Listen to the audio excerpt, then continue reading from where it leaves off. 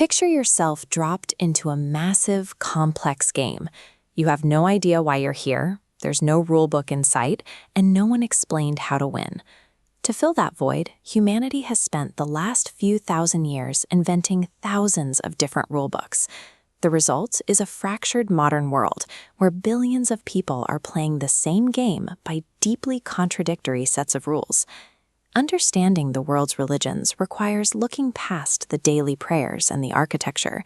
To see what is actually happening, you have to look at the victory condition, the specific goal they are trying to achieve. This map sorts that chaos. When we divide these beliefs by their final destinations, their ultimate finish lines, a clear picture of human intention emerges. The first grouping is defined by a single, straight timeline. You live once, and then the line hits a rigid wall, a final judgment point, overseen by a singular authority. This is the cosmic courtroom. Judaism operates as a strict legal contract, a covenant made between a single God and his people. As followers interact with these ancient stones, they are maintaining that agreement while waiting for a Messiah to arrive and perfect the world. Christianity uses that same history, but introduces a massive pivot. A man named Jesus acts as a salvation loophole, prepaying the debt for every human sin. If you accept that trade, you bypass the courtroom for an eternal paradise. Islam offers a final correction to the timeline.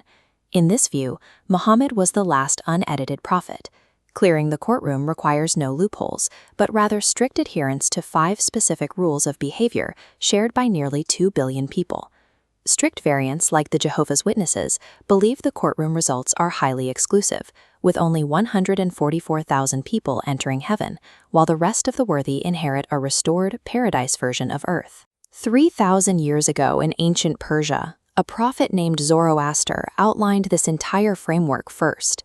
Heaven, hell, a final judgment day, and the cosmic war between good and evil were all established as the religious blueprint before any of these other faiths appeared. More than half the planet's population is currently trying to win a cosmic battle using rules designed in the Iron Age deserts of Iran. In Eastern faiths, the timeline disappears. It curls back on itself, forming an endless spinning loop called samsara. Here, existence is an exhausting cycle. You die, you return, and the process repeats. Hinduism governs this loop with karma. Every action adds weight that dictates your next rebirth. Rituals of purification are constant because the ultimate goal is moksha, generating enough spiritual velocity to break the cycle and merge with ultimate reality. Buddhism introduced a godless innovation to this wheel. A prince named Siddhartha realized that desire powers human suffering. By following an 8-fold path of mental discipline, you reach nirvana, the total cessation of the self and a final escape from the wheel. Jainism takes the logic of karma to its limit. If bad actions trap you in the cycle, total non-violence is the only way out. Devout monks sweep the ground before they step to avoid harming even a microorganism, ensuring they carry 0 negative weight into the next life. Sikhism rejected the rigid social castes created by these cycles, focusing instead on radical human equality and finding a universal truth in the service of others. For these billions, victory isn't arriving in a heavenly paradise. It is successfully turning off the engine of existence. In the third quadrant, the afterlife becomes secondary. Animism, the world's oldest belief system, recognizes that every element of the natural world, rivers, trees, and mountains, possesses a living soul that demands respect in the here and now. This survives today in Shintoism. The local spirits, or kami, are woven into the daily infrastructure of modern Japan, sitting quietly beside subway stations as reminders that the physical world is sacred. Taoism focuses on effortless action. Instead of conquering nature, you read the current of the universe and align your life with its natural flow. Confucianism acts as a pragmatic, godless moral operating system. It ignores heaven to focus entirely on societal hierarchy and interpersonal respect, ensuring a massive community functions smoothly today. For these traditions, the world is a delicate, complex machine, and humans are responsible for keeping it balanced.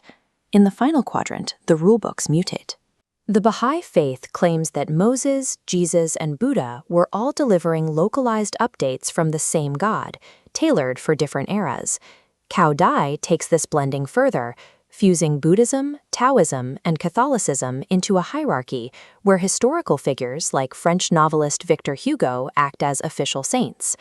Rastafarianism rejected symbolic messiahs for a physical one, centering their faith on a 1930s Ethiopian emperor they believed was the literal return of God on earth. Mormonism expanded the Christian rulebook with new scripture and a finish line where worthy followers achieve literal apotheosis, becoming gods who rule their own planets. Spiritism turned the afterlife into an active conversation, using mediums to communicate with the dead to accelerate spiritual evolution over multiple lifetimes. Scientology built a radical technological framework where followers use auditing sessions to recover an amnesiac alien identity currently trapped in a human body. As human civilization shifts, our religious operating systems mutate, turning spiritual journeys into political resistance or galactic puzzles. Put them all side by side, and the contradiction is staggering. One person is meticulously sweeping the ground to protect a beetle, while another is holding tin cans to recover memories of ancient space overlords. These systems act as complex pieces of human engineering, designed to scale morality, cement communities, and make the vast silence of the universe manageable. We may disagree on the finish line, but these rulebooks prove humanity's unrelenting determination to find a path in the dark.